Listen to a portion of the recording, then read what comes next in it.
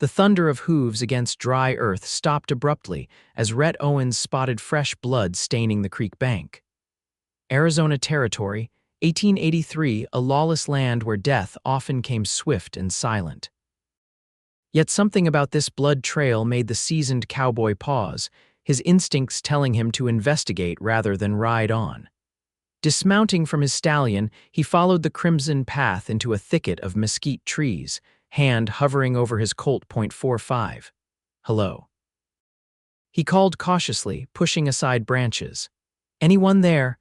A sudden movement caught his eye, then the unmistakable click of a hammer being cocked back on a revolver. "Take one more step and I'll shoot you where you stand," came a woman's voice, steady despite its owner's obvious pain.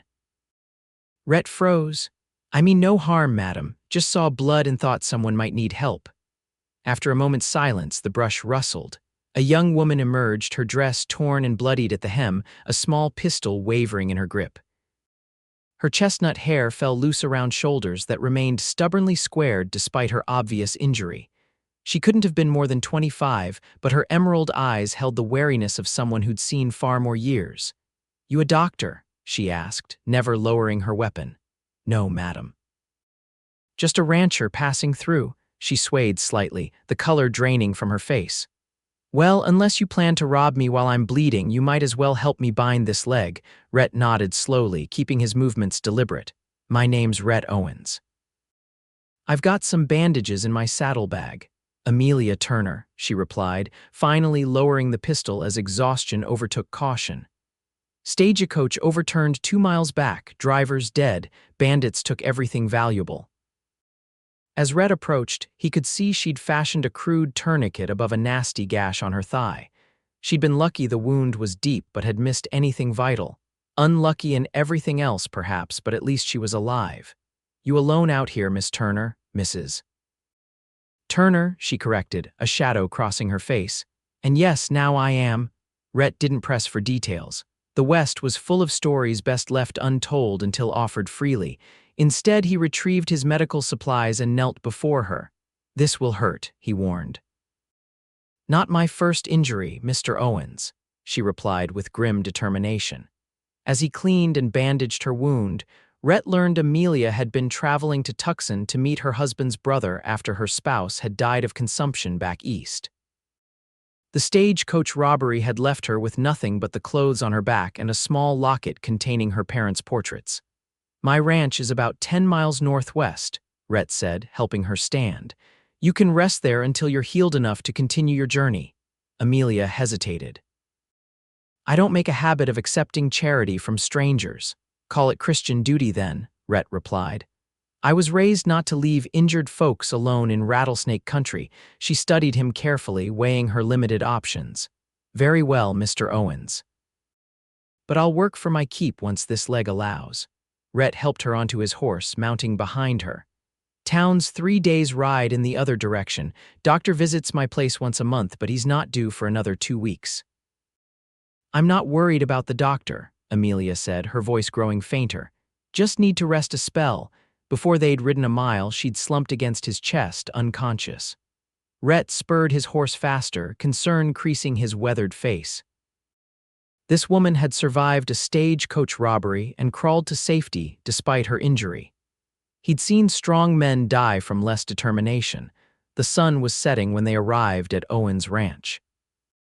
A modest spread by Texas standards, but respectable for Arizona Territory, a main house built of sturdy pine, a barn, corral, and bunkhouse for the 3 cowhands who helped Rhett manage his small herd of cattle. "Boss, we was about to send Jose out looking for you," called Sam, his foreman, rushing to take the horse's reins. The older man's eyes widened at the sight of Amelia. "Who's this, Mrs. Turner? Stagecoach accident. Get Daisy to prepare the guest room." Rhett carefully dismounted, cradling Amelia in his arms. Despite her tall frame, she felt worryingly light. Daisy, the housekeeper who'd been with Rhett since he'd built the place 5 years earlier, was already holding the door open. The matronly Mexican woman clicked her tongue sympathetically as Rhett carried Amelia inside. "Fever?" Daisy asked, touching Amelia's forehead. "Not yet, but clean the wound again to be safe, and find something she can wear." Her dress is ruined. Rhett placed Amelia gently on the bed in the small guest room. It wasn't much a simple iron frame with a straw mattress covered in clean linens, but it was safer than the desert floor. As Daisy shooed him out to tend to her patient, Rhett found himself looking back at the mysterious woman's face. Something about her stubbornness reminded him of his late sister. The next morning, Rhett was checking fence lines when Sam rode up with news that their guest was awake and raising hell. "Says she needs to get to Tucson right away," Sam explained, looking both amused and exasperated. "Tried to get out of bed and nearly fell flat on her face. Daisy's fit to be tied." Rhett sighed, removing his hat to wipe sweat from his brow. "Figured she'd be trouble, I'll talk to her." He found Amelia sitting on the edge of the bed, dressed in one of Daisy's spare cotton dresses, her face pale but determined as she attempted to stand. "You're about as stubborn as a mule with a toothache," Rhett observed from the doorway. Amelia's head snapped up. "Mr. Owens. I appreciate your hospitality, but I need to reach Tucson as soon as possible. My brother-in-law is expecting me. With that leg, you wouldn't make it halfway to the water trough, let alone Tucson." Rhett stepped into the room. 3 days rest minimum before you even think about traveling." "I don't have 3 days," she insisted. "William will worry when the stage doesn't arrive. Then I'll send word with the mail rider tomorrow. He passes within a mile of here on his way to Tucson." Rhett crossed his arms. "You have a name for this brother-in-law, William Turner." "He owns the Mercantile on Congress Street." Rhett nodded. "I know of him. Honest merchant. He'll understand the delay when he hears what happened." Amelia's shoulders slumped slightly. "I hate being a burden. You're not the first traveler to need help out here, Mrs. Turner. Won't be the last." Rhett pulled a chair near the bed and sat, studying her with frank curiosity. "Most women I know would still be abed after what you went through." A ghost of a smile touched her lips. "Most women you know probably weren't raised by a father who believed his daughters should be as capable as his sons. Your father sounds like a wise man." "He was." Her expression clouded. "He taught school in Philadelphia, believed education was the great equalizer." "And what brought his educated daughter out to this God-forsaken territory?" Amelia's fingers unconsciously found the gold band on her left hand. "My husband, Thomas, contracted consumption last winter. Before he died, he made me promise to come west. Said his brother would look after me, that the dry air might have saved him if we'd come sooner." Her voice grew distant. "I've never been farther west than Cincinnati before this journey." Rhett leaned forward. "The West demands different skills than Philadelphia, Mrs. Turner. No shame in accepting help while you learn them." Their eyes met, a momentary understanding passing between them. Rhett saw the pride warring with practicality in her gaze. 3 days, she finally conceded. "Then I continue to Tucson, injured or not." Rhett stood, placing his hat back on his head. "We'll see about that. In the meantime, Daisy will bring you some breakfast. Try not to terrify my household staff any further." For the first time, a genuine smile lit Amelia's face. "I make no promises, Mr. Owens." Rhett found himself momentarily distracted by the transformation of her features.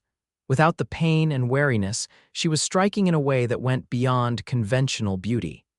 He nodded curtly and left before she could notice his reaction.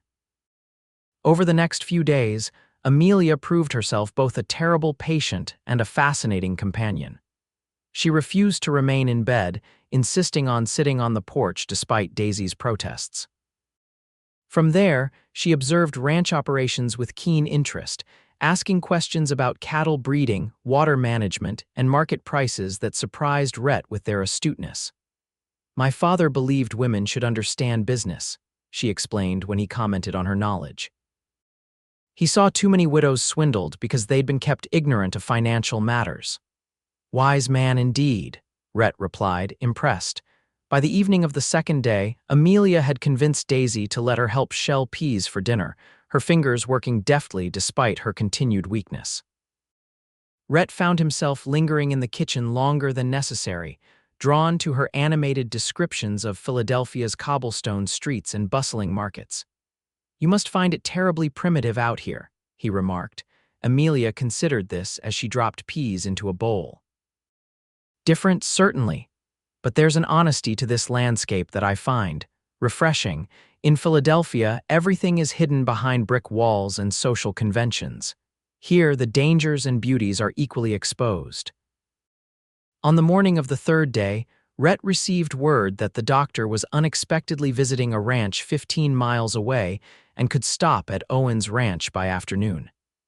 He rode out to meet the physician, explaining Amelia's situation. Doctor Henry McAllister was a gruff Scotsman who'd patched up more bullet wounds than he cared to count. Stagecoach accidents can be nasty business, he commented as they rode. Lucky she wasn't thrown under the wheels. When they arrived, Amelia was attempting to hang laundry, balancing precariously on her good leg. Rhett dismounted quickly, striding toward her with irritation. "Are you trying to reopen that wound?" he demanded, taking the wet sheet from her hands.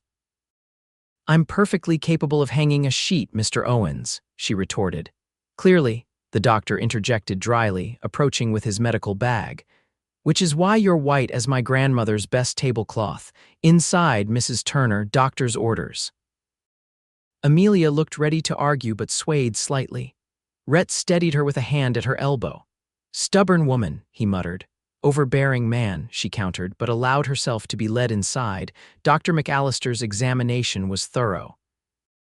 The wound showed no signs of infection, but he confirmed what Rhett had suspected: traveling would be dangerous for at least another week. "The cut is deep, Mrs. Turner. Walking long distances could reopen it, and infection out here often means amputation or worse." Amelia's face fell. "But my brother-in-law has been informed of your situation," Rhett interrupted. "Mail rider returned this morning with a reply." He withdrew a letter from his pocket. "Mr. Turner says you're to recover fully before attempting the journey to Tucson. He'll arrange transportation when you're ready." Amelia took the letter, her fingers trembling slightly as she read her brother-in-law's familiar handwriting. "He says you're a man of good reputation, Mr. Owens." "High praise indeed from William Turner," Dr. McAllister noted. "He's not known for trusting easily." After the doctor left, prescribing rest and gentle exercise, Amelia sat on the porch watching the sunset. Rhett brought her a cup of coffee and sat in the adjacent chair. "I'm sorry to impose on you longer," she said quietly. "It's no imposition." "You're a poor liar, Mr. Owens. A bachelor rancher suddenly saddled with an invalid woman. I'm disrupting your entire household," Rhett chuckled. "Mrs. Turner, before you arrived, the most exciting conversation at this dinner table was about a calf with unusual markings. Daisy's delighted to have another woman around, and the men find reasons to ride past the house 3 times as often now." A blush colored Amelia's cheeks. "Now you're teasing me, only slightly." He sipped his coffee. "Tell me about your husband."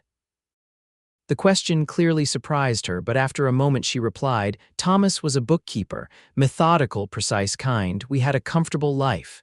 She traced the rim of her cup, but not a passionate one. The confession hung in the evening air between them, an arranged marriage.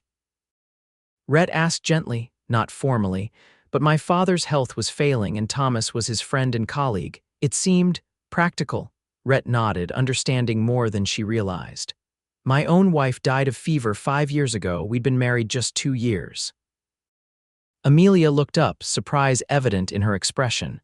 "I didn't realize you'd been married. Emily and I grew up neighboring farms in Kentucky. Everyone expected it." His voice grew distant with memory. "She wanted to return east after our first winter here. The isolation was difficult for her. We planned to leave after the spring cattle sale, but she fell ill before then." "I'm sorry," Amelia said softly. "Is that why you built this place?" In her memory, Rhett considered this. "Partly, but also because I discovered I belonged here in a way I never did back east. The vastness of this country, it suits me." "Yes," Amelia agreed unexpectedly. "I can see that it does." Their eyes met in the fading light, a moment of perfect understanding passing between them. Then Daisy called them for dinner, breaking the spell. As the days passed, Amelia's strength returned gradually. True to her word about earning her keep, she insisted on helping with household tasks she could manage while seated mending, shelling beans, even helping Daisy prepare a simple stew. Her knowledge of household accounts also proved useful when she noticed a discrepancy in Rhett's ledgers that had eluded him for months. You have a good eye for numbers, he remarked, impressed by her quick identification of the error. Perhaps your operation could use a bookkeeper, she suggested lightly, but something in her tone made Rhett look up sharply. Was she considering staying? The thought produced a strange flutter in his chest that he promptly dismissed.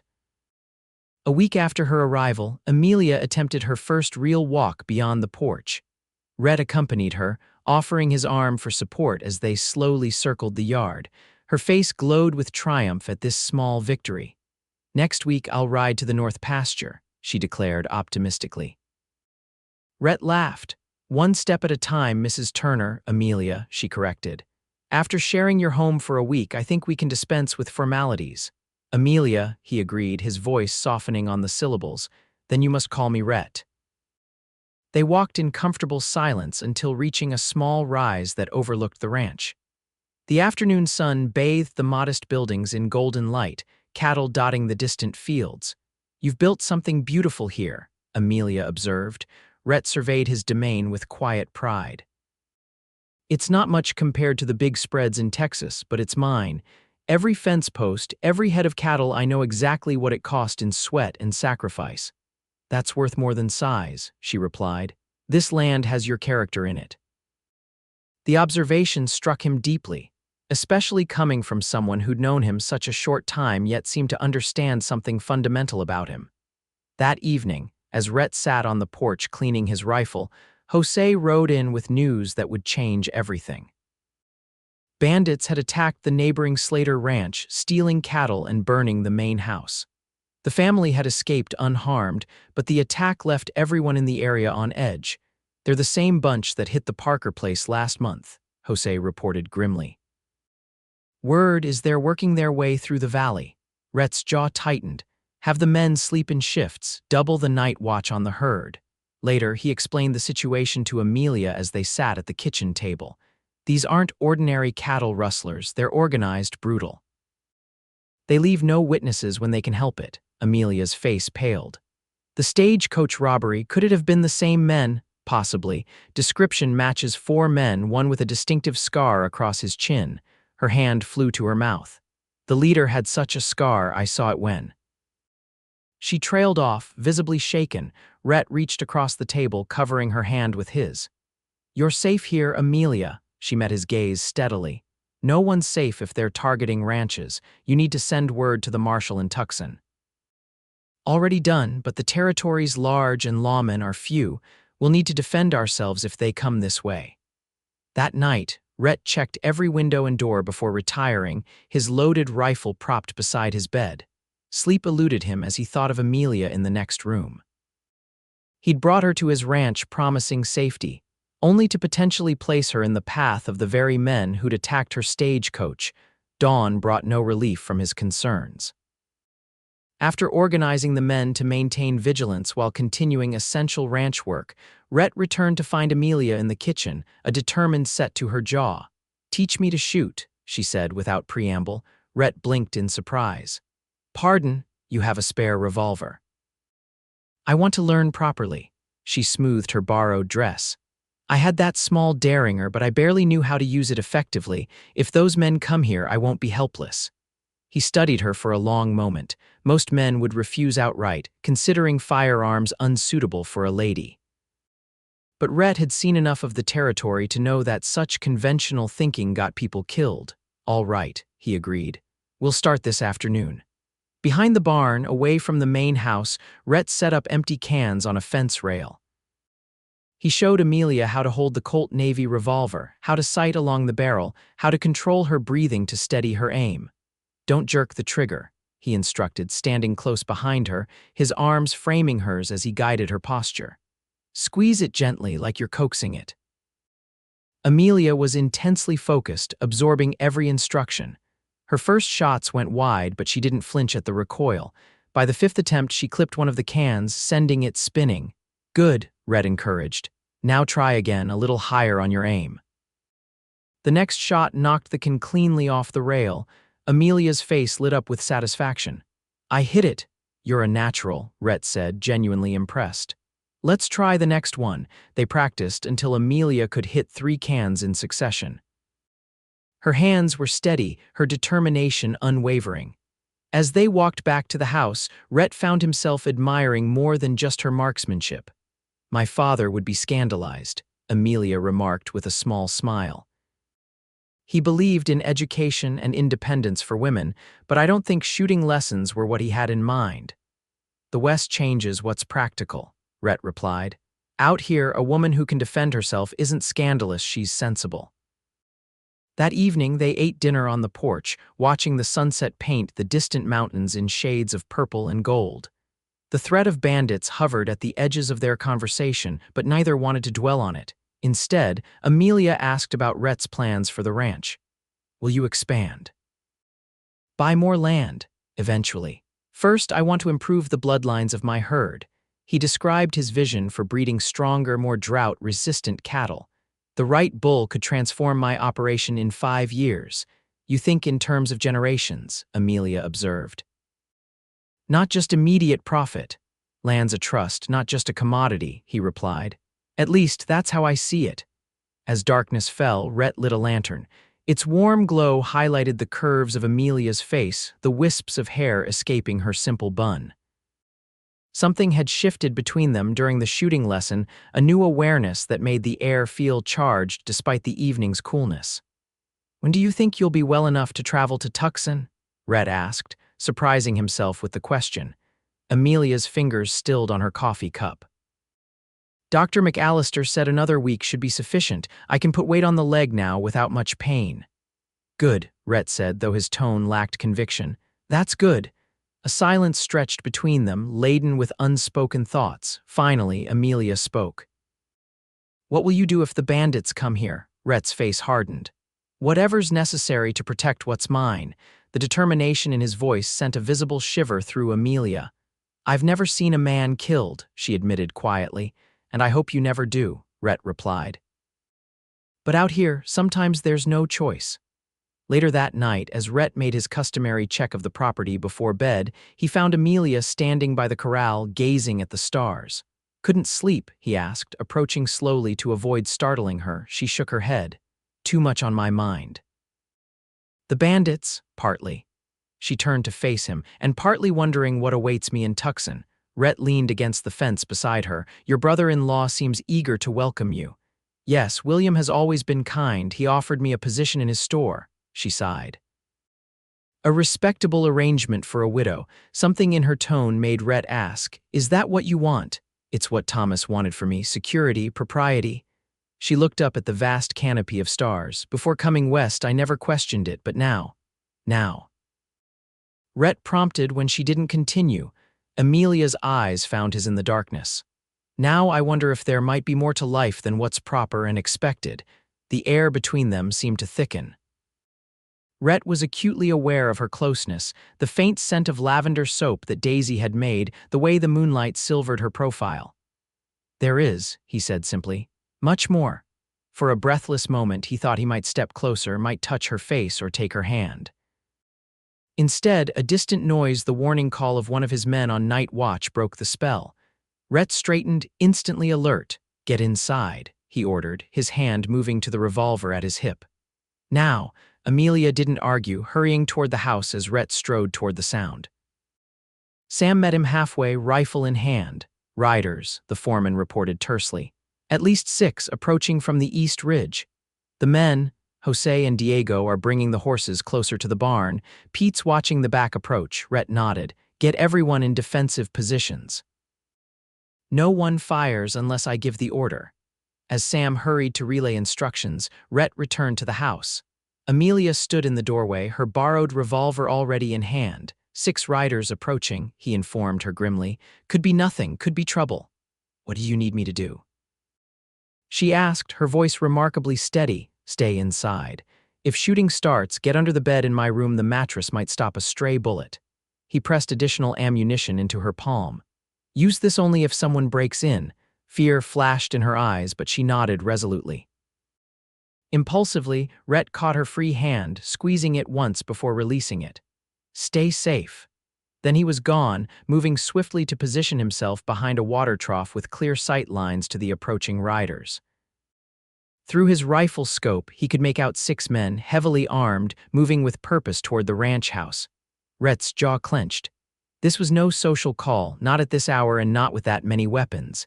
He signaled to his men to hold position as the riders drew closer. When they were within 50 yards of the main house, Rhett stood, his rifle aimed squarely at the lead rider. "That's far enough," he called out. "State your business or turn around." The riders halted. The leader, a tall man with a distinctive scar across his chin, raised his hands slightly. "Easy, friend. We're just looking for a place to water our horses. Creek's half a mile back," Rhett replied evenly. "You passed it." A tense silence followed as the leader assessed the situation, clearly noting the defensive positions of Rhett's men. Awful jumpy for a simple rancher. "Got something to hide, just cautious. Bandits hit the Slater place yesterday." The scarred man nodded sympathetically. "Bad business that. Heard they took women too. Real shame." The deliberate menace in the man's tone confirmed Rhett's suspicions. These were the same men who'd attacked the stagecoach and the neighboring ranches. His finger tightened fractionally on the trigger. "I suggest you move on," Rhett said coldly. Now, the leader's false cordiality vanished. "Here's what's going to happen, rancher. You're going to lower that rifle, and my boys are going to help themselves to your cattle, your horses, and whatever else catches our fancy." His eyes flicked toward the house. "Including any womenfolk you might be hiding." Rhett didn't flinch. "Last warning, ride away or start dying." For a breathless moment, no one moved.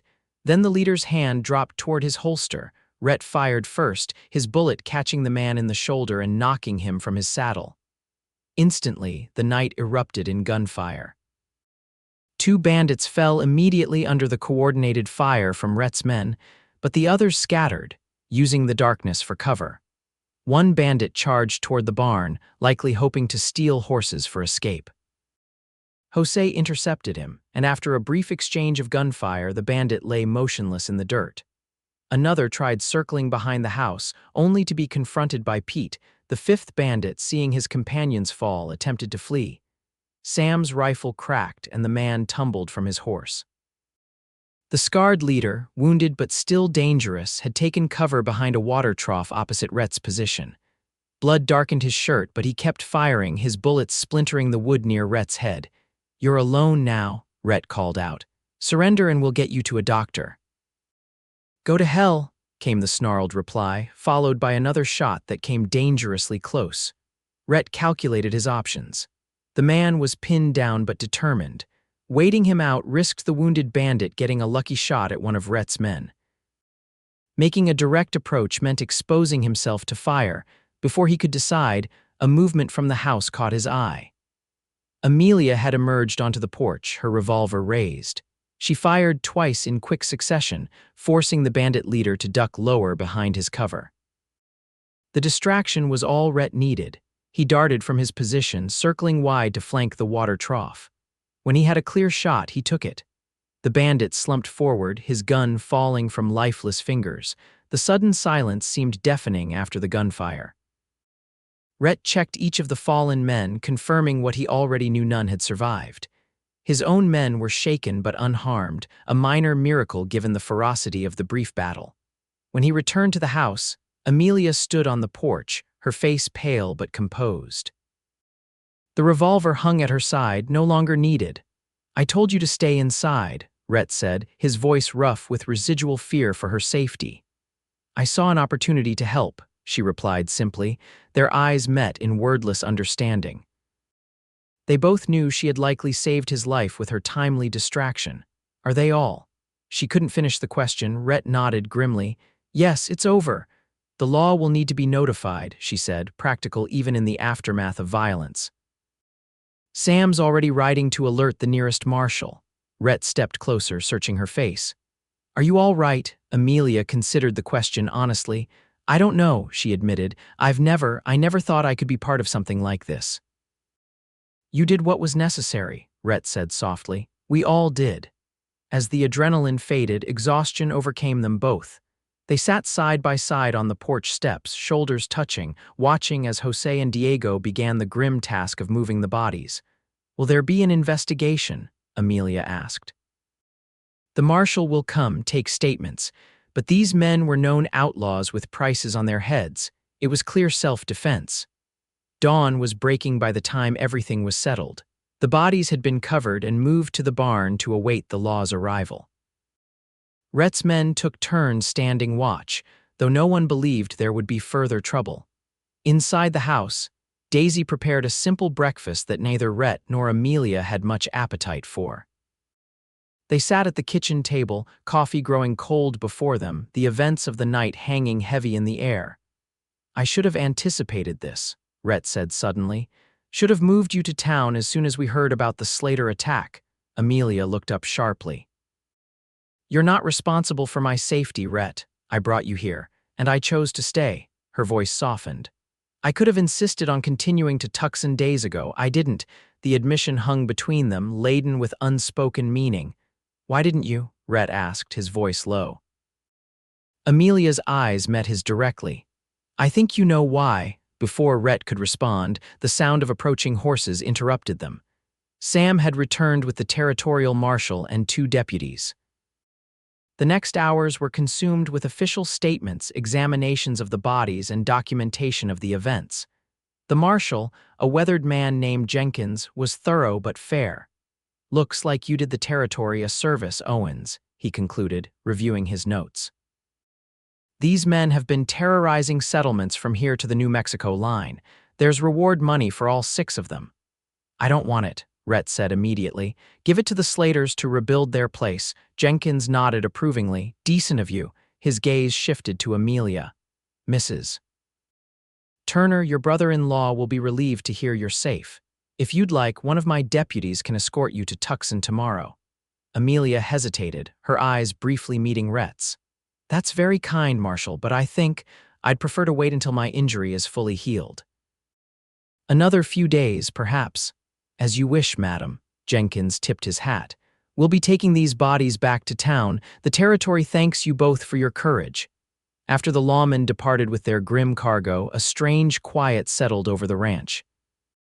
The day passed in a haze of delayed reaction to the night's events. Rhett checked on his men, assessed the minor damage to the property, and tried not to think about Amelia's imminent departure.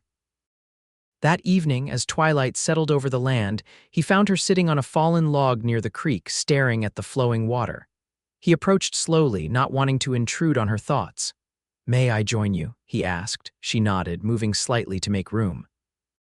For a while, they sat in companionable silence, listening to the water's gentle murmur. "I've been thinking," Amelia finally said, her voice barely audible above the creek's song. "About what happens next." Rhett's heart quickened. "And what have you decided?" "I haven't, not entirely." She turned to face him. "My husband wanted me to go to his brother to have the protection of family and respectability." "That seems sensible," Rhett said carefully, though the words felt like stones in his mouth. "Yes, sensible." Amelia's fingers twisted in her lap. "But I'm beginning to wonder if sensible is all I want from life." Hope flared in Rhett's chest, but he tempered it. "What else do you want?" "Purpose, adventure." Her eyes met his directly. "Passion." The word hung in the air between them, charged with possibility. "Those things can be hard to find," Rhett said softly, "or they can be right in front of us if we're brave enough to reach for them." Amelia's hand moved to cover his where it rested on the log. "I didn't expect to find any of those things when that stagecoach overturned." "I certainly didn't expect to find someone like you." Rhett turned his hand, interlacing his fingers with hers. "Amelia, I don't want you to go to Tucson."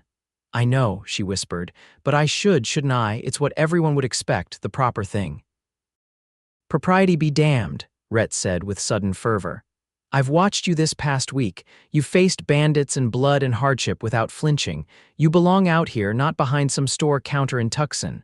"With you?" she asked, vulnerability flashing across her features. "Yes, with me."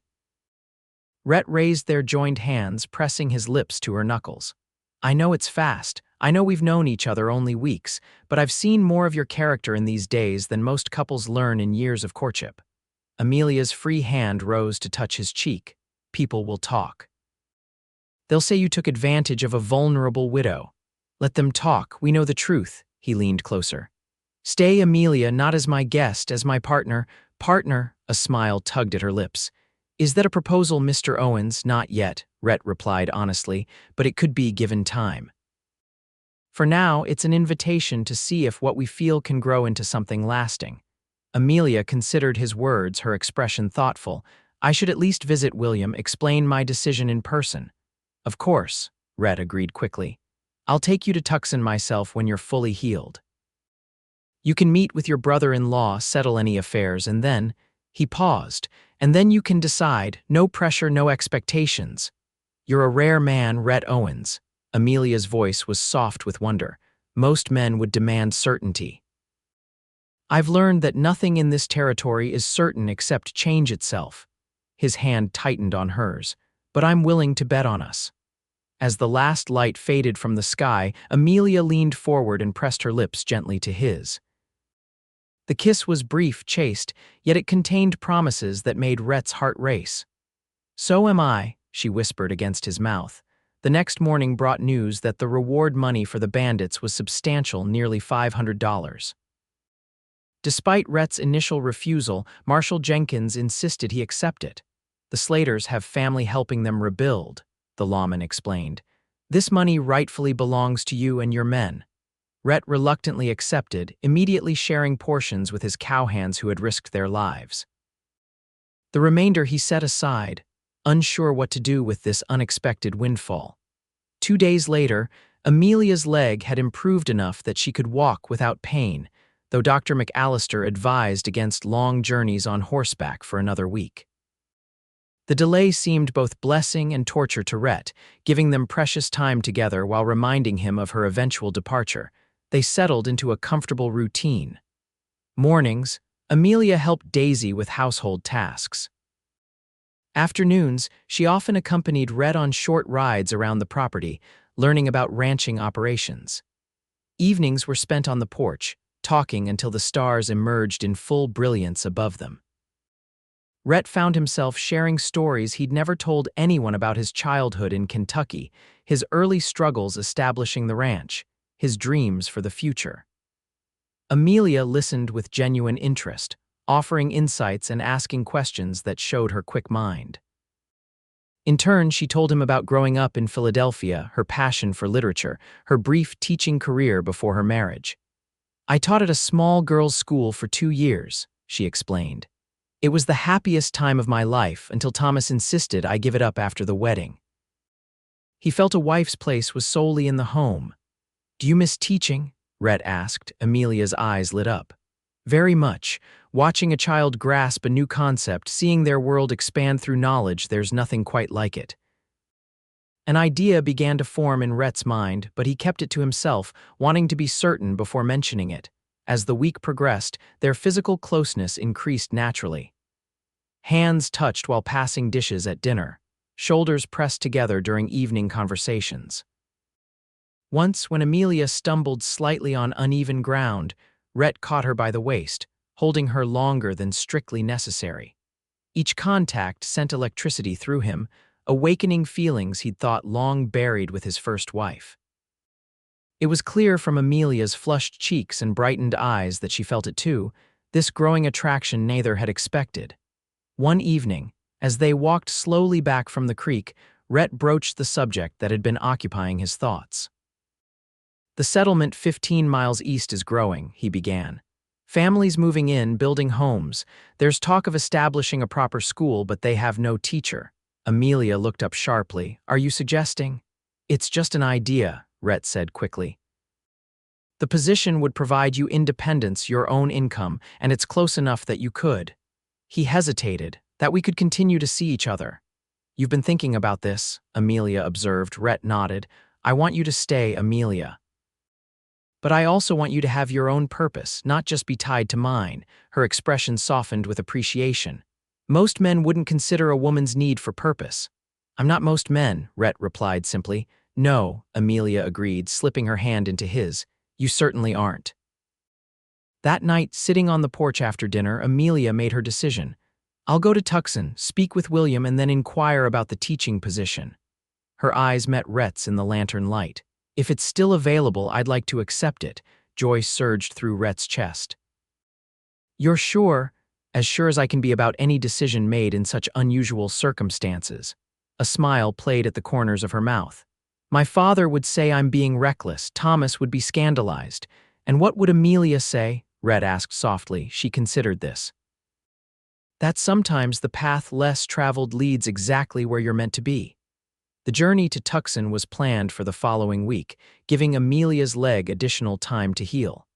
Dr. McAllister visited once more, pronouncing her fit for travel but advising caution.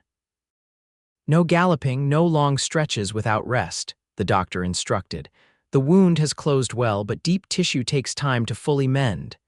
The night before their departure, a nervous energy filled the house. Daisy prepared a special dinner, sensing the significance of the moment. The housekeeper had grown fond of Amelia and made no secret of her hopes that the young widow would return permanently. Ranch needs a woman's touch, Daisy declared as she served apple pie for dessert. And Senor Rhett, he needs someone to make him smile. You make him smile, Senora Turner.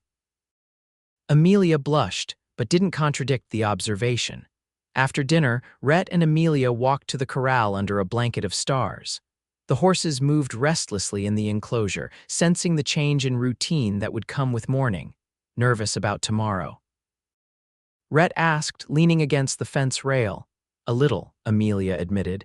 William was fond of me, but he was devoted to Thomas. He may not understand my decision. And if he doesn't, she squared her shoulders, then I'll thank him for his concern and proceed anyway. I'm a widow, not a child requiring permission. Pride swelled in Rhett's chest at her determination. That's my girl. The possessive phrase slipped out unintentionally, but Amelia didn't seem to mind. Instead, she moved closer, her arm pressing against his. Will you wait for me? She asked quietly. While I'm in Tucson, as long as it takes, Rhett promised, turning to face her fully. The moonlight silvered her features, making her appear almost ethereal. Unable to resist, he raised his hand to cup her cheek. But don't make it too long. This place feels empty without you already. Amelia leaned into his touch, her eyes closing briefly. When they opened again, they held a certainty that took Rhett's breath away. Kiss me, she whispered. Please. He needed no further invitation. Drawing her gently into his arms, Rhett lowered his mouth to hers. The kiss began softly, tentatively, but quickly deepened as Amelia's arms wound around his neck. Unlike their first brief kiss by the creek, this one held nothing back. It was a promise, a claiming, a declaration of intentions too powerful for words. When they finally parted, both breathing heavily, Rhett rested his forehead against hers. I'm falling in love with you, Amelia Turner. Heaven help me, but I am. I think I fell the moment you found me by that creek, she confessed. I was just too stubborn to admit it, even to myself. They stood entwined under the vast starry sky, two souls who had found each other against impossible odds, both silently acknowledging the rare gift they'd been given. Morning came too quickly. The journey to Tucson would take most of the day, requiring an early start. Rhett had arranged for Sam and Jose to accompany them, both for protection and to assist with supplies he needed to purchase in town. As the small party prepared to depart, Daisy pressed a package of food into Amelia's hands along with a fierce hug. You come back, yes, Ranch needs you. I'll be back, Amelia promised, returning the embrace. Take care of him until I return. Daisy nodded approvingly, then stepped back to allow Rhett to help Amelia mount her horse. The mare was gentle, chosen specifically for its smooth gait to minimize strain on Amelia's healing leg. The journey progressed slowly but pleasantly. The late spring weather was mild, the desert landscape abloom with wildflowers after recent rains. They stopped frequently to rest, Sam and Jose tactfully giving Rhett and Amelia privacy during these breaks. By mid-afternoon, the dusty outskirts of Tucson appeared on the horizon. The settlement was larger than Amelia had expected, with substantial adobe buildings lining the main street, interspersed with wooden structures housing various businesses. William's store is on Congress Street, Amelia said, anxiety creeping into her voice as they approached the town limits. Rhett reached across the space between their horses, briefly squeezing her hand. Remember, whatever happens, we face it together. The Mercantile was easy to find, a large, well-maintained building with a painted sign proclaiming Turner's General Goods. A bell jangled as they entered, the interior dim after the bright sunshine outside. A tall man with graying hair looked up from behind the counter. His face registered shock, then delight as he recognized Amelia. Good heavens. Amelia, William Turner hurried around the counter, arms outstretched. We'd begun to fear the worst when you didn't arrive with the stage. Amelia accepted his embrace, her own arms circling him briefly. I'm sorry to have worried you, William. There was trouble with the stagecoach. William held her at arm's length, examining her with concern. So I heard. Robbery, the driver killed. The marshal told me you'd been injured but rescued by. His gaze shifted to Rhett, standing respectfully behind Amelia. You must be Mr. Owens. The territory owes you a debt for dealing with those bandits. Rhett extended his hand. Just doing what was necessary, Mr. Turner. As the men shook hands, Amelia observed the interaction carefully. There seemed no immediate hostility from William, just curiosity and cautious gratitude. Please, both of you, come upstairs to our living quarters, William invited. Martha will want to see you, Amelia. She's been beside herself with worry. The living space above the store was comfortable and well-appointed, reflecting the success of William's business.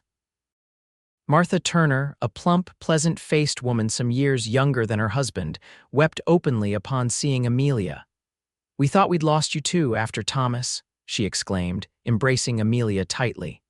When the stage arrived without you and then news of the robbery.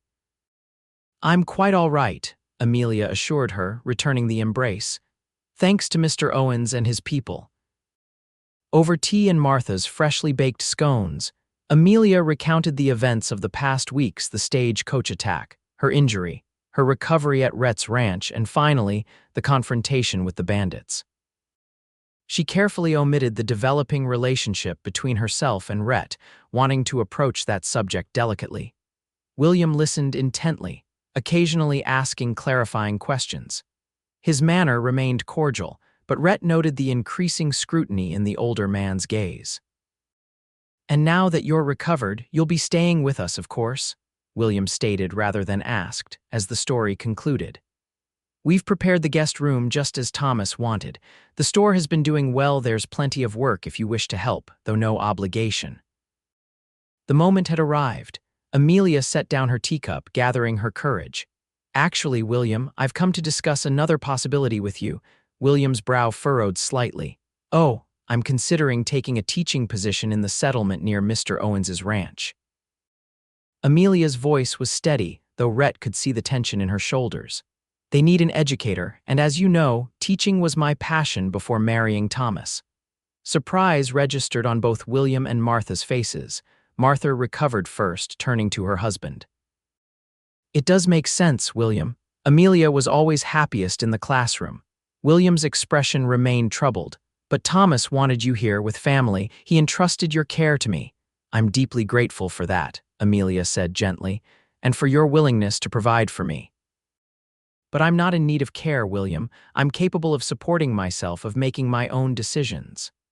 This is rather sudden, William observed, his gaze shifting to Rhett. I assume there are other considerations influencing this decision. Rhett straightened, meeting the older man's eyes directly. Mr. Turner, I have the greatest respect for your brother's wishes and for your family's concern for Amelia, but yes, there are other considerations.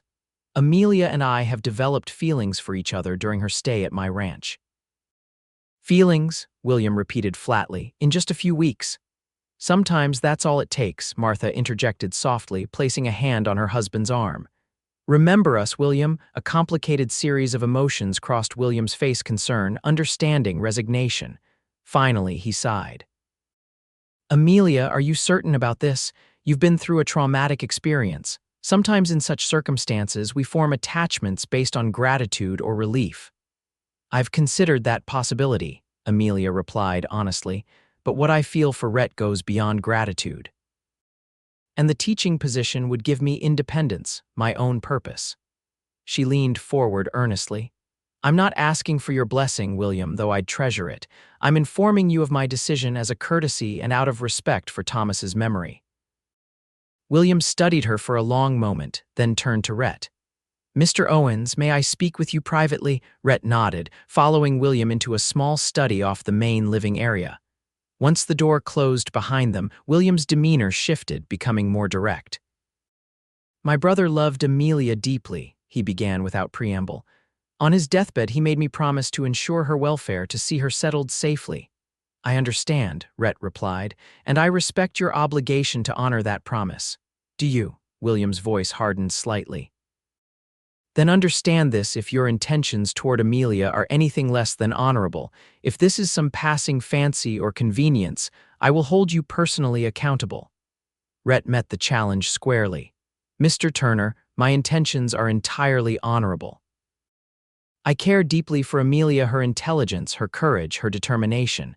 I admire her as a person, not just as a woman. I want her to pursue her teaching because it fulfills her, not because it suits me. William seemed slightly taken aback by Rhett's forthright response. And in the future? What are your intentions there? If Amelia will have me, I intend to court her properly and eventually to ask her to become my wife. Rhett's voice was firm with conviction. But I won't rush her. She deserves time to be certain, to establish herself independently first if that's what she wants. The older man's expression softened marginally. You seem sincere. I am. I've lost someone I loved before, Mr. Turner. I know the value of what I've found in Amelia, and I won't take it for granted. William nodded slowly, then extended his hand. Very well, Mr. Owens. I can't pretend I'm not concerned, but Amelia is, as she pointed out, capable of making her own decisions. All I ask is that you treat her with the respect and care she deserves. You have my word, Rhett promised, shaking the offered hand. When they returned to the sitting room, Amelia's questioning gaze shifted between them anxiously. It seems, my dear, William said with a small smile, that you've made up your mind quite thoroughly. While I can't say I fully understand this sudden change in plans, I respect your right to choose your own path. Relief flooded Amelia's features. Thank you, William. However, he continued, I insist that you stay with us for a few days before making any final decisions. Get reacquainted with Martha, let us show you Tucson, consider all your options carefully. Amelia glanced at Rhett, who nodded encouragingly. That seems reasonable, she agreed. A few days. The arrangement settled, Rhett explained that he and his men would stay at the hotel while conducting their business in town. We'll need to purchase supplies, arrange for some equipment to be delivered, he explained. Should take 3 or 4 days. Perfect, William declared, visibly pleased with the compromise. That will give Amelia time to rest and reflect. That evening, before Rhett departed for the hotel, he and Amelia managed a brief moment alone on the Mercantile's back porch. Are you comfortable with this arrangement? Rhett asked, searching her face for signs of distress. Amelia nodded. It's fair to give William and Martha this time. They've worried about me, prepared for my arrival. She took his hand, squeezing it reassuringly. Don't worry. A few days won't change how I feel. I'll miss you, Rhett admitted, brushing a stray lock of hair from her face. And I you, she replied softly. But absence makes the heart grow fonder, or so they say. Rhett chuckled. I'm not sure my heart could get much fonder without bursting. Their parting kiss was brief but tender, full of promises for the future. The next 3 days passed slowly for Rhett, despite his busy schedule acquiring supplies and conducting business. He saw Amelia only in passing a glimpse across the street, a brief exchange of pleasantries when he visited the Mercantile to purchase items for the ranch. William seemed determined to keep Amelia occupied, introducing her to prominent townspeople, showing her the amenities Tucson had to offer. On the evening of the 3rd day, Rhett received a note delivered to his hotel room. Amelia's neat handwriting requested that he meet her at the small church garden at sunset. His heart hammering with anticipation and a touch of anxiety, Rhett arrived early, pacing the peaceful grounds as he waited. Amelia appeared just as the sun began to sink below the horizon, its golden rays illuminating her face. She wore a simple blue dress that Rhett hadn't seen before, likely a gift from the Turners, and her hair was arranged more formally than during her time at the ranch. You look beautiful, Rhett said truthfully as she approached. Amelia smiled, a hint of shyness in her expression. Thank you. Martha insisted on helping me look presentable again, as she put it. They sat on a stone bench beneath a flowering mesquite tree, close enough that their shoulders touched lightly. William has been very thorough in extolling Tuckson's virtues, Amelia began, a touch of amusement in her voice. The school, the church, the ladies' social circle, he's left nothing unmentioned. And has he convinced you? Rhett asked, attempting to keep his tone neutral despite the anxiety gripping his chest. Amelia turned to face him fully. No, she said simply. Though I appreciate his efforts and his concern. Relief flooded through Rhett. You're still planning to pursue the teaching position? Yes, if it's available. Amelia's hand found his. William finally accepted my decision this afternoon. He's disappointed but says he wants my happiness above all, she smiled. Martha was less surprised. She told me privately that she'd seen the way we looked at each other when we arrived. Observant woman, Rhett murmured, bringing Amelia's hand to his lips. And what about us? Has your time away given you any doubts? None, Amelia replied firmly. If anything, it's strengthened my certainty.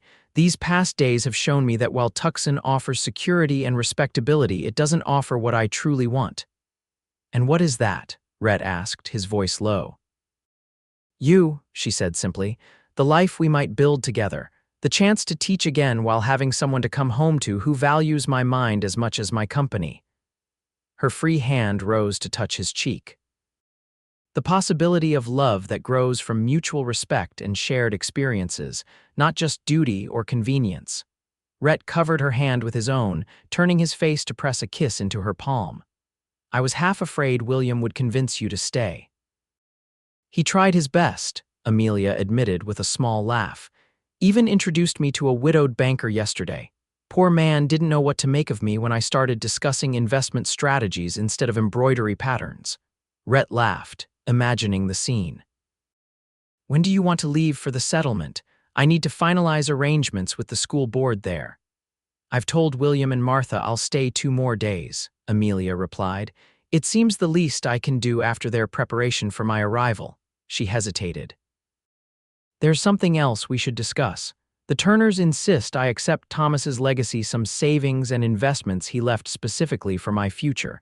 It's not a fortune, but it's enough to establish myself comfortably. Good, Rhett said firmly. You should absolutely accept it. It's your independence, Amelia. I would never want you to feel financially dependent on me or anyone. The relief in her expression told Rhett he'd said exactly the right thing. You truly are unlike any man I've known, Rhett Owens. I'll take that as a compliment, he replied with a smile. Now tell me about this widowed banker. Should I be jealous? Amelia laughed, the sound like music in the quiet garden. Hardly. He nearly fainted when I mentioned having fired a revolver. Their conversation continued as twilight deepened around them, easy and comfortable despite the days apart. When it was finally time to part, their kiss held the certainty of a future together, no longer shadowed by doubt or obligation. 2 days later, a small group gathered outside Turner's Mercantile. William and Martha had come to terms with Amelia's decision, even helping her prepare for the next phase of her life. William had arranged for her funds to be transferred to the bank in the settlement, while Martha had insisted on supplying her with practical items for her new home. You'll need proper teaching clothes, Martha declared, presenting Amelia with several carefully wrapped packages, and household necessities. Every woman needs her own things. William's farewell was more reserved but no less sincere. Thomas would want your happiness, he said, embracing Amelia. I believe that now, and Mr. Owens seems a good man. He stepped back, addressing Rhett directly. Take care of her or answer to me. I'll guard her welfare with my life, Rhett promised solemnly, but I suspect she'll be taking care of herself quite capably. This earned a smile from William. Yes, I believe she will. The journey back seemed shorter somehow, filled with conversation and planning. Amelia was eager to see the settlement school to meet the families whose children she would teach. Rhett described the community small but growing, with about 20 children of school age and more in younger years. Most of the families are farmers or ranchers, he explained. Simple folks, but they value education. They've been pooling resources for over a year to build the schoolhouse and hire a teacher. It sounds perfect, Amelia said, her face alight with anticipation. "When can we visit the settlement?" "Tomorrow, if you're not too tired from today's journey." "The school board chairman is eager to meet you." They reached the ranch by late afternoon. Daisy greeted Amelia with unrestrained joy, embracing her as if welcoming a long-lost daughter. "You came back. I told Senor Rhett you would." "Of course I came back," Amelia replied warmly. "How could I not?" That evening, as they sat on the porch watching the sunset, Amelia seemed contemplative, almost hesitant. "What's on your mind?" Rhett asked gently. "I've been thinking about living arrangements," she admitted. "If I take the teaching position, I'll need lodgings in the settlement." Rhett nodded. The school board mentioned a small cottage behind the schoolhouse. It's traditional to provide housing for the teacher. Yes, William mentioned that was common practice. Amelia's fingers twisted nervously in her lap.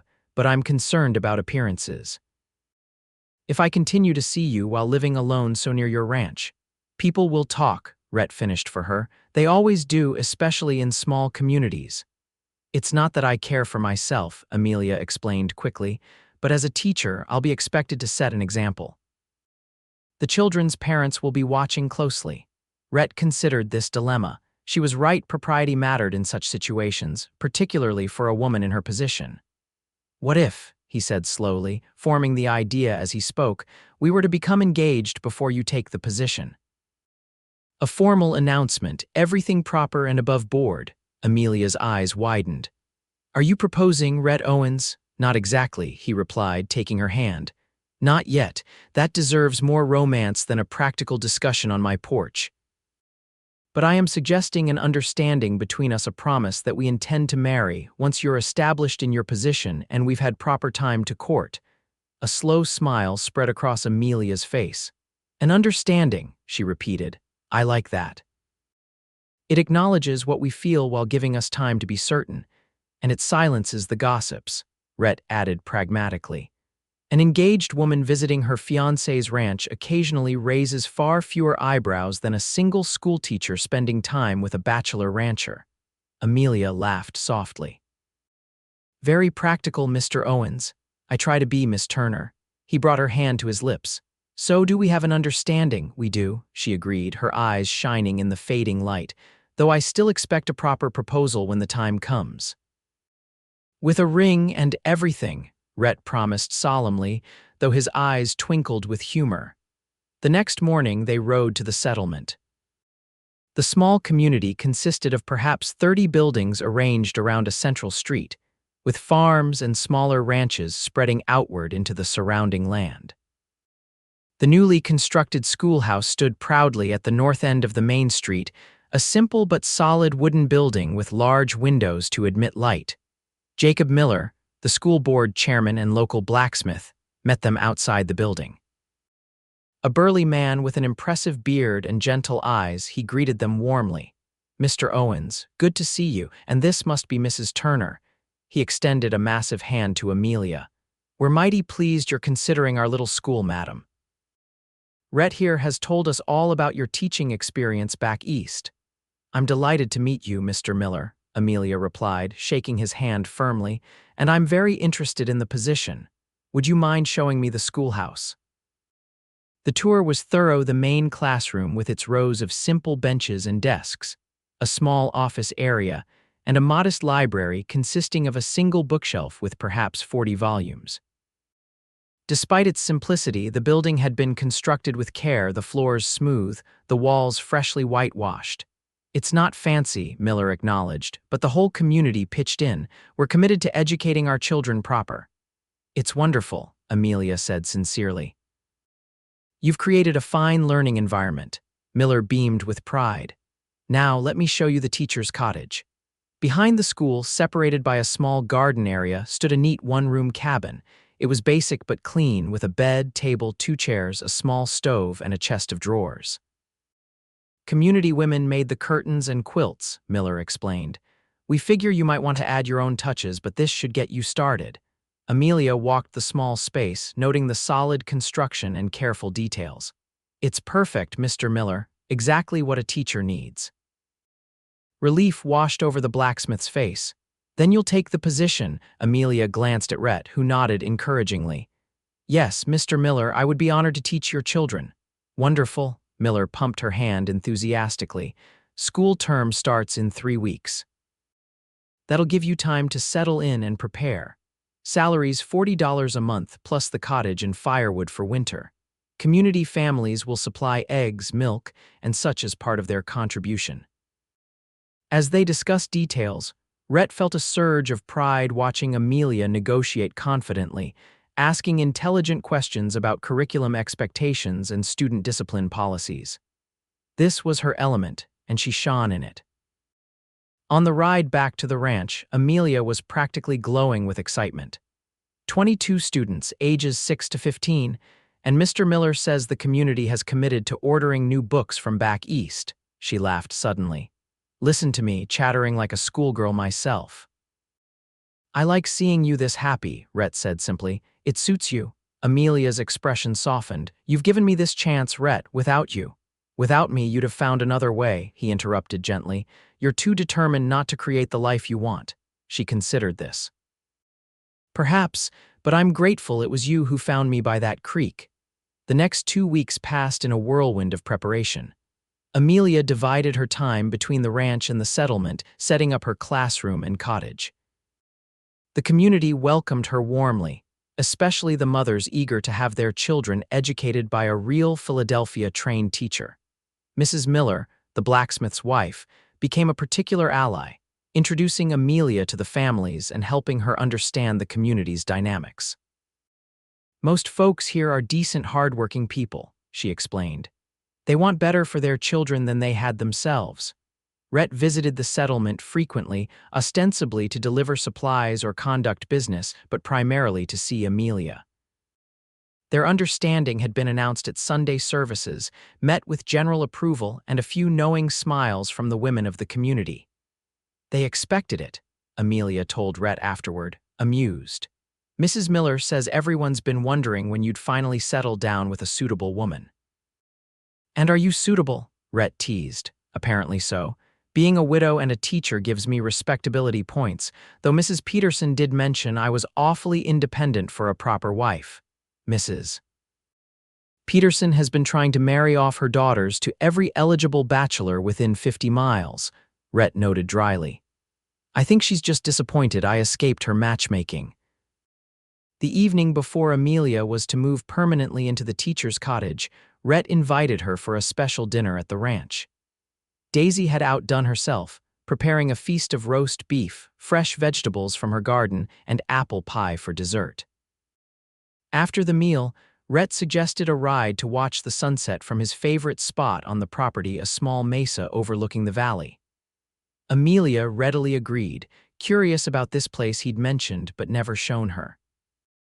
The ride took nearly half an hour, winding up a narrow trail that opened suddenly onto a flat expanse of rock. The view was breathtaking, miles of rugged landscape painted in golds and purples by the setting sun, the ranch buildings tiny in the distance. It's magnificent, Amelia breathed, dismounting carefully. I can see why you love it here. Rhett helped her to a flat rock perfect for sitting, then retrieved something from his saddlebag before joining her. For several minutes they sat in companionable silence, watching the sun's slow descent. I come here to think, Rhett finally said. To remind myself of the beauty in this harsh land. After Emily died, I spent days up here trying to make sense of it all. Amelia's hand found his. And did you make sense of it? Not entirely, he admitted, but I found peace, acceptance.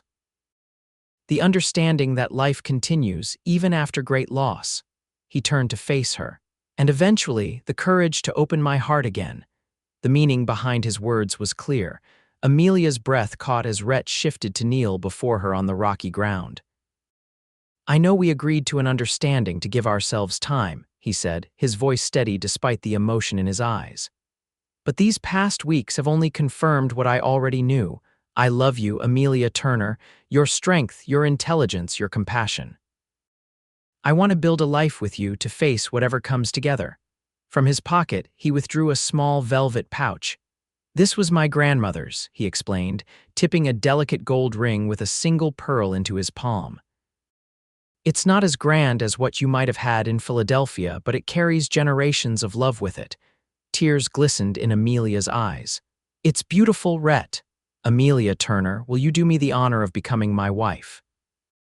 "Not immediately. I respect your desire to establish yourself as a teacher first, but when you're ready, when we're both certain." For a moment, Amelia simply looked at him, her expression luminous in the fading light. Then she cupped his face in her hands. "I don't need more time to be certain, Rhett Owens. Yes, I will marry you, tomorrow or a year from now, whenever we decide the time is right." He slipped the ring onto her finger where it settled as if made for her hand. Then he rose to sit beside her, gathering her into his arms as their lips met in a kiss that sealed their promise. The first day of school arrived. Amelia stood nervously at the door of the schoolhouse, watching as children approached with their parents. She wore her best dress, her hair neatly arranged, Rhett's grandmother's ring glinting on her left hand. The students filed in, eyeing their new teacher with mixtures of curiosity, apprehension, and excitement. Amelia welcomed each one by name, having memorized the school roster Mr. Miller had provided. By 9 o'clock, all 22 students were seated, their faces turned expectantly toward her. "Good morning, children," Amelia began, her voice steady despite her racing heart. "I'm Mrs. Turner, your new teacher. We're going to accomplish wonderful things together this year." As she launched into her carefully prepared first lesson, her confidence grew. This was where she belonged, sharing knowledge, opening young minds to new possibilities. When the youngest student, 6-year-old Emma Miller, correctly recited her letters for the first time, Amelia's heart swelled with the unique joy only teaching could bring. The school day passed quickly, and when the final bell rang at 3 o'clock, Amelia felt a deep satisfaction. There would be challenges ahead, students of varying abilities and backgrounds, limited resources, the inevitable conflicts, but she was prepared to face them. As the children departed, shouting goodbyes and racing toward home, Amelia noticed a familiar figure leaning against the fence across the street. Rhett tipped his hat when she caught his eye, then crossed to meet her at the schoolhouse steps. "How was your first day, Professor Turner?" he asked, his eyes warm with pride.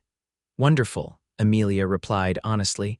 "Exhausting, but wonderful. The children are eager to learn, and several already read quite well. The whole settlement's talking about how lucky they are to have a Philadelphia-educated teacher," Rhett informed her, offering his arm. "May I walk you home, madam? It's quite a distance, nearly 50 yards. Amelia laughed, taking his arm. "Such a gentleman, will you stay for dinner?" "It's simple fare, but I managed not to burn the biscuits this time." "I'd be honored," Rhett replied. "Though I should warn you, if your cooking improves too quickly, Daisy will suspect you're trying to replace her." "No one could replace Daisy," Amelia said firmly. "Besides, I've promised to visit the ranch every Sunday for dinner. She extracted that vow before I moved here." They walked the short distance to Amelia's cottage, comfortable in their established routine. Despite her new independence, Amelia found herself missing the ranch, the sounds of cattle in the distance, Daisy's chatter in the kitchen, the comforting presence of Rhett nearby. But she also cherished her own space, the freedom to arrange things according to her taste, to stay up late planning lessons without disturbing anyone. Inside the cottage, Amelia busied herself preparing their simple meal while Rhett built a fire to ward off the evening chill. The domestic scene felt natural, right, a preview of their future life together. Over dinner, Amelia recounted amusing stories from her first day. Little Tommy Watson insisted that his pet horned toad should be allowed to attend lessons, she laughed. He had it in his pocket and claimed it was exceptionally bright for its species. "And did you allow this scholarly reptile to remain?" Rhett asked, eyes twinkling. "I negotiated a compromise. The toad could stay in a box by the window, provided it made no disruptive noises during arithmetic."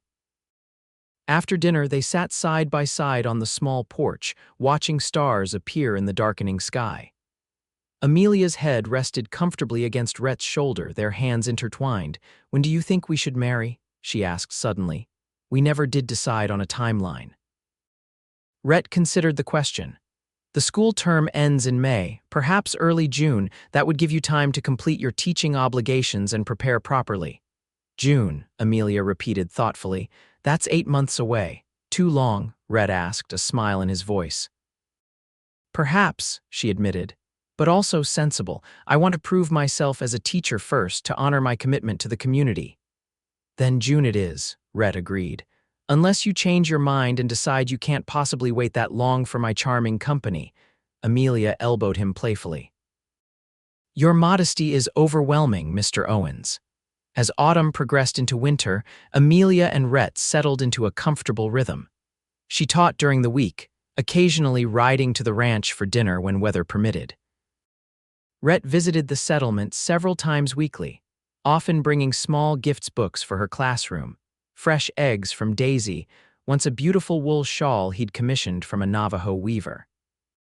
Sundays were sacred a day for them to be together, either at the ranch after church services or, increasingly often as winter deepened, in Amelia's cozy cottage where they would read aloud to each other or simply talk for hours. Christmas brought a special celebration.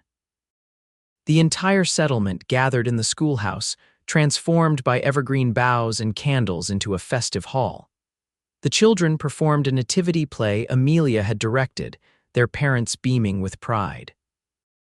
Afterward, simple gifts were exchanged, handmade treasures reflecting the community's limited resources, but abundant goodwill. Rhett's gift to Amelia was a beautiful writing desk for her cottage crafted by his own hands over many secret evening hours in the barn. For your lesson plans and correspondence, he explained as she ran her fingers over the smooth maple surface. And perhaps for writing our story someday.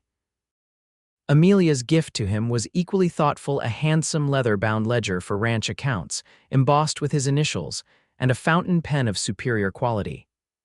So you can keep proper records without squinting at those chicken scratches you call handwriting, she teased.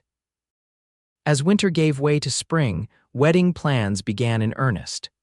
The ceremony would be held at the settlement's small church, with a celebration afterward on the ranch. Martha Turner wrote frequent letters offering advice and promising that she and William would arrive a week before the wedding to help with preparations. April brought an unexpected challenge. Heavy rains swelled the creek near the ranch, threatening to wash out access roads. Rhett and his men worked tirelessly building barriers and diverting water. For nearly 2 weeks, the road between the settlement and the ranch was impassable. The separation, though brief, reminded both Amelia and Rhett how deeply their lives had intertwined. When the waters finally receded and Rhett appeared at her cottage door, mud splattered and exhausted but grinning, Amelia nearly knocked him over with the force of her embrace. I missed you, she whispered against his neck. Enough to consider moving up the wedding date, he asked hopefully. Amelia pretended to consider this. Well, the school term ends in just 5 more weeks. 4 weeks, Rhett countered, his arms tightening around her. May 15th. The children won't mind ending a week early for their teacher's wedding. The school board might, Amelia pointed out.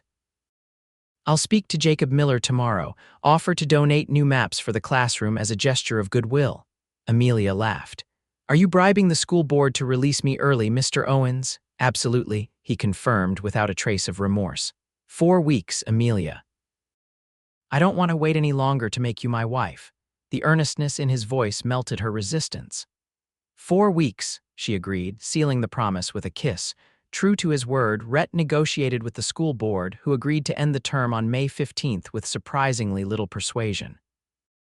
Folks are excited about the wedding, Jacob Miller explained. First big celebration since Christmas. Besides, the children talk about you and Teacher Turner constantly. The whole settlement knows you're perfect for each other. Word was sent to the Turners about the change in plans. Their reply came quickly. They would arrive on May 10th, bringing Amelia's wedding dress, which Martha had insisted on having made by Philadelphia's finest seamstress as her gift to the bride. The final weeks of school passed in a blur of activity. Amelia's students, excited about their teacher's upcoming wedding, were especially cooperative, eager to show how much they'd learned over the term. On the last day, parents attended a special presentation where each child demonstrated their progress reciting poetry, solving arithmetic problems, reading aloud from increasingly advanced texts. You've accomplished wonders, Jacob Miller declared at the conclusion, addressing both Amelia and the students. This community is blessed to have you as our teacher, Mrs. Turner, or soon to be Mrs. Owens, I should say. A week before the wedding, William and Martha Turner arrived as promised, bringing not only Amelia's wedding dress, but trunks of household items Martha deemed essential for a proper marriage. William, while still reserved, had warmed considerably toward Rhett over the months of correspondence. "You've kept your word," the older man acknowledged during a private moment while the women fussed over wedding preparations. "Amelia is happier than I've ever seen her. Thomas would approve, I think." "That means a great deal coming from you," Rhett replied sincerely. The day before the wedding, disaster nearly struck. Rhett, who had been breaking a new horse, was thrown when the animal spooked at a rattlesnake. His leg twisted badly as he fell, resulting in a deep bone bruise and sprained ankle that left him barely able to walk. Dr. McAllister, summoned immediately, wrapped the injury tightly and prescribed complete rest. "No weight on that leg for at least 3 days," he ordered sternly. "Otherwise you risk permanent damage." But the wedding, Rhett began to protest. "Will happen when you're healed enough to stand at the altar," the doctor interrupted firmly, "unless you want to spend your wedding night in agony." Amelia, arriving at the ranch upon hearing of the accident, found Rhett sitting on the edge of his bed, face clouded with frustration as Daisy helped him manage crutches. "This is not how I plan to greet my bride," he said ruefully when Amelia entered. "Are you badly hurt?" she asked, concern evident in her voice as she knelt to examine his bandaged ankle. "Just my pride," Rhett assured her, though his wince when he shifted belied his casual tone. "But McAllister says I can't put weight on it for 3 days minimum." "Then we'll postpone the wedding," Amelia said decisively. "A few days won't matter." "I'm sorry," Rhett said, genuine regret in his voice. "Everything was planned so carefully." Amelia rose to sit beside him on the bed, taking his hand in hers. "Rhett Owens, I didn't fall in love with you for your ability to stand upright. I fell in love with your heart, your mind, your character." She squeezed his fingers. "Besides, this gives Martha more time to fuss over the wedding preparations, which makes her deliriously happy." Rhett chuckled despite his discomfort. "You're taking this better than I am. One of us should be reasonable," Amelia replied with a smile. "Now, let me help you back to bed, doctor's orders." The wedding was rescheduled for 4 days later, allowing Rhett's ankle time to heal sufficiently. The morning of the ceremony dawned clear and perfect, the May sunshine bathing the settlement in golden light. In the teacher's cottage, Martha helped Amelia into her wedding dress, a creation of ivory silk with delicate lace trim, far more elegant than anything the settlement had ever seen. "You look beautiful," Martha said, tears glistening in her eyes as she arranged Amelia's veil. "Absolutely radiant." A knock at the door announced William's arrival to escort his sister-in-law to the church. His eyes widened appreciatively at the sight of Amelia. "Thomas would be proud," he said simply, offering his arm. The small church was filled to capacity, every resident of the settlement present to witness the union of their beloved teacher and the respected rancher. Children from Amelia's class lined the aisle, each holding a small bouquet of wildflowers they'd gathered that morning. When Amelia entered on William's arm, a collective murmur of appreciation rose from the gathering. But Amelia had eyes only for Rhett, standing at the altar with the aid of a single crutch. He'd insisted on standing for the ceremony despite Dr. McAllister's continued concerns, compromising only by keeping the crutch nearby for support. The pride and love in Rhett's expression as he watched Amelia approach made her heart swell. This man, this strong, gentle, honorable man, was about to become her husband. The thought filled her with joy so intense it was almost overwhelming. The ceremony was simple but deeply meaningful. They exchanged traditional vows, their voices clear and certain. When Rhett placed a gold band on Amelia's finger to join her engagement ring, his hands were steady despite the emotion evident in his eyes. "I now pronounce you husband and wife," the minister declared. "You may kiss your bride." Rhett dropped the crutch, balancing carefully as he drew Amelia into his arms for their first kiss as husband and wife. The congregation erupted in cheers and applause, the children from Amelia's class throwing flower petals with enthusiastic abandon. As they turned to face their friends and neighbors as Mr. and Mrs. Owens, Rhett winced slightly, his injured ankle protesting the prolonged standing. Amelia noticed immediately. "Lean on me," she whispered, slipping her arm around his waist for support. "I'm fine," he insisted stubbornly.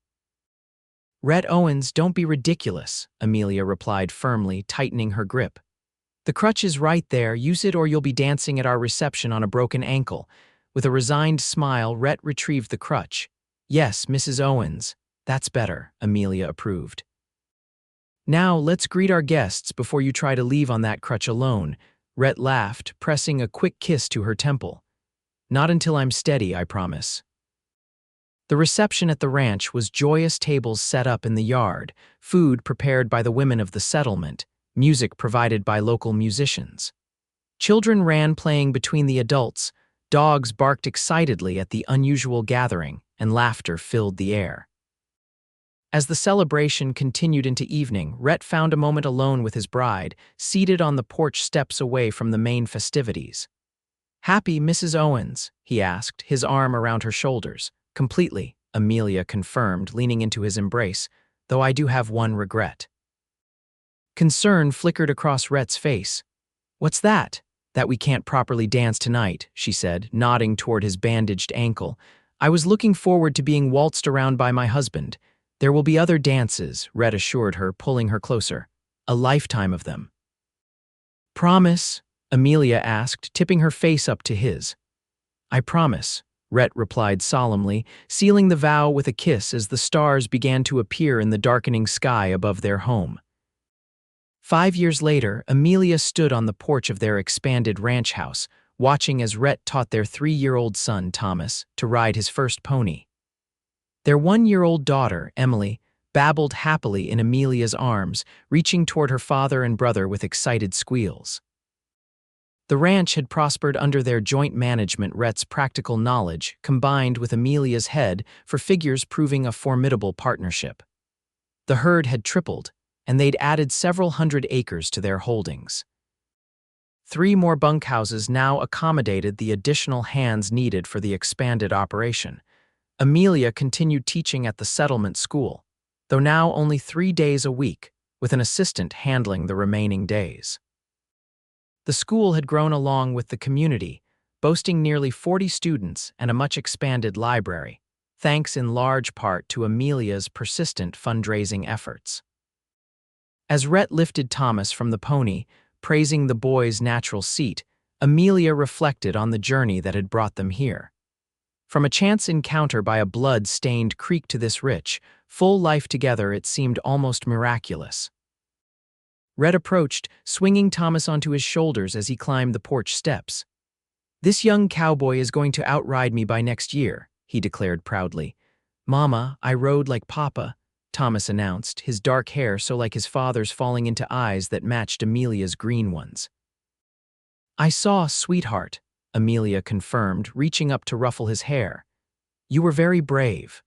Rhett set Thomas down, then gathered Emily from Amelia's arms, pressing a kiss to his daughter's chubby cheek before meeting his wife's gaze over the child's head. "I was thinking," he said casually, "that we might visit Tucson next month. William and Martha haven't seen the children since Christmas." Amelia nodded. "That's a wonderful idea. Martha's letters have been full of hints about missing her precious angels." "And," Rhett continued, a twinkle in his eye, "I thought we might look at that property near the mercantile that William mentioned.